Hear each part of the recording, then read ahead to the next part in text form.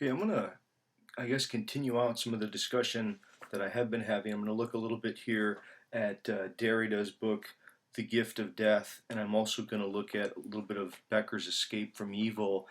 And I think the way that I'm gonna try to frame this is to give this as a response to one of the most recent videos from the Holons Network that was called 2012, The Shedding of Otherness. And I guess I I want to basically disagree with some of the arguments that were given in the argument that we're going to shed otherness and all will become one. I guess I really want to suggest that that's it's both neither desirable nor possible. I think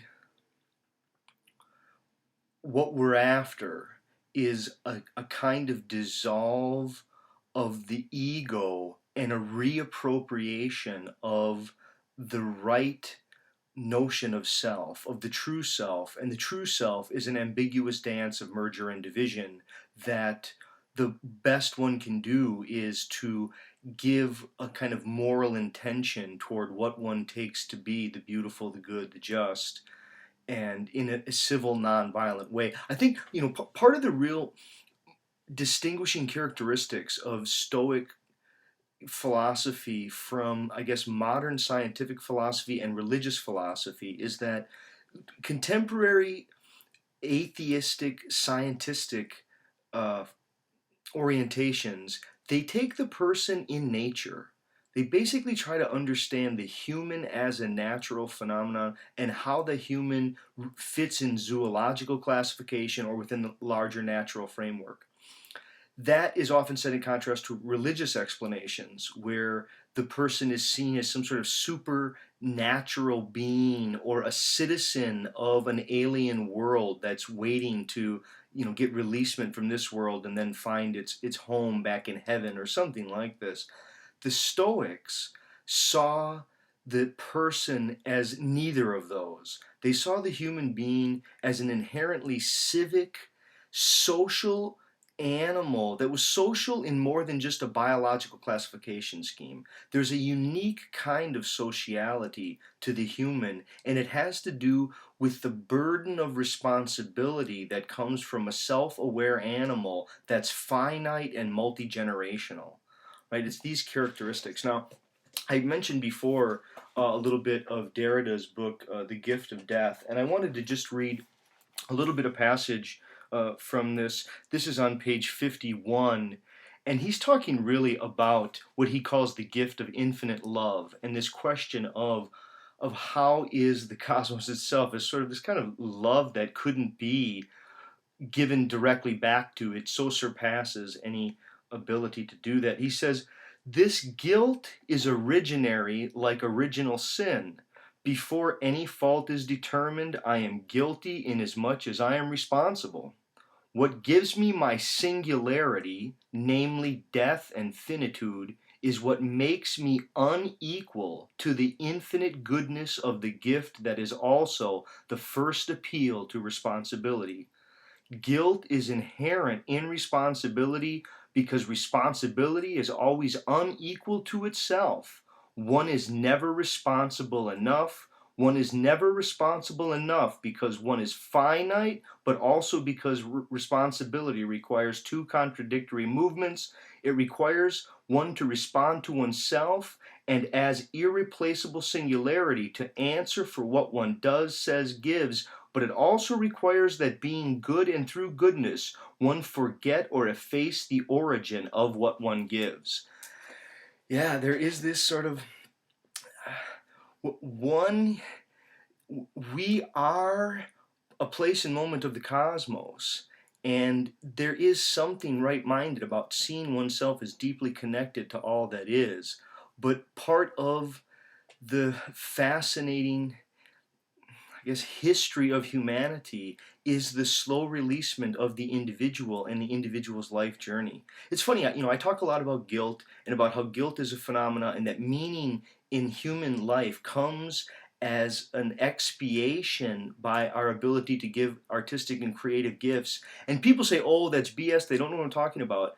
when I look at the responses that I get to the video that I did called um, America's Real Obstacle, or the Greatest Obstacle in America, and there were tons of people who really agreed with this idea. I had so many people respond and say, "Oh yeah, the problem is that tons of people, they can't get their lives together. You know, they can't recognize their own self-interest, and when they do, they don't know how to act upon them."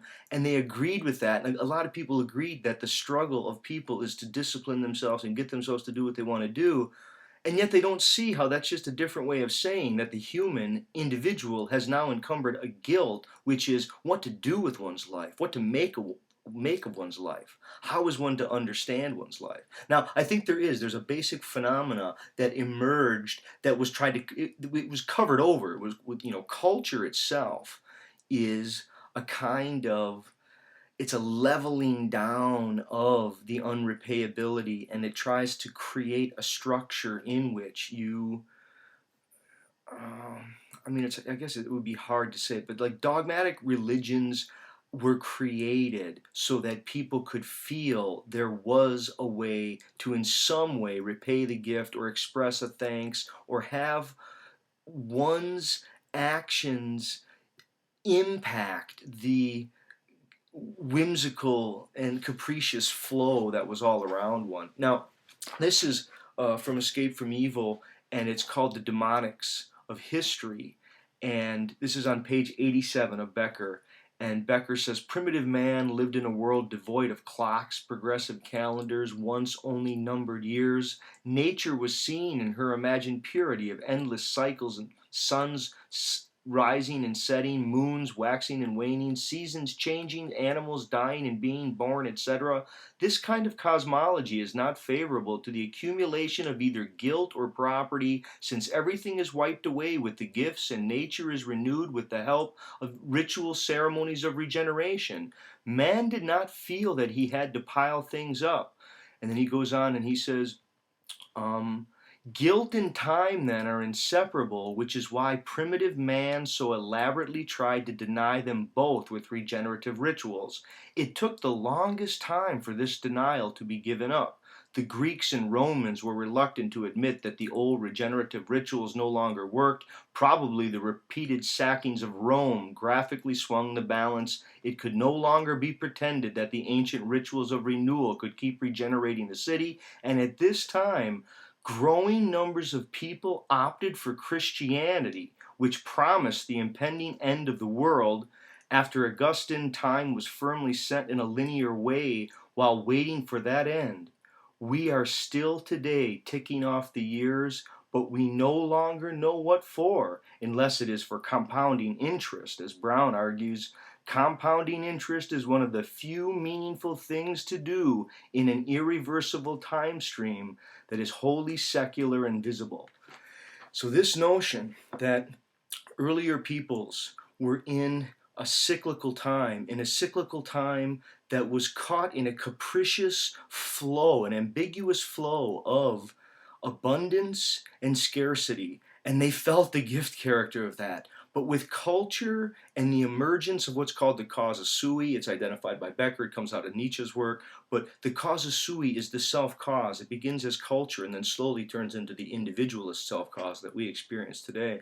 But this self-cause is it's an attempt to either round off, the earlier peoples, they gave gifts in an attempt to try to rejuvenate and keep the power flowing, to give back to the gods, to appease the gods, to make sure the mysterious forces kept abundance easy at hand, or at least wouldn't keep scarcity away for too long.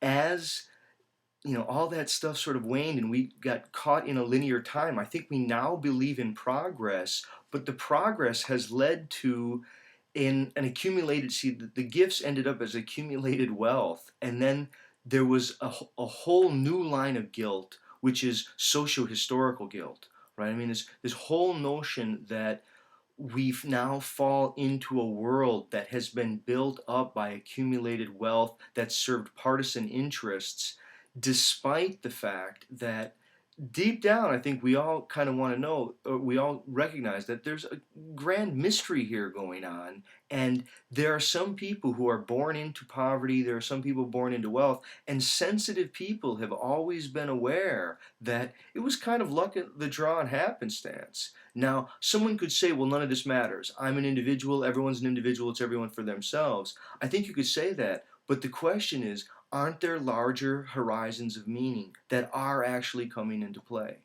Isn't there something about the fact that there are people who do give large amounts of money in an anonymous way? Why do they do that? How does that meaning horizon come about? Okay, those are some thoughts. Thanks.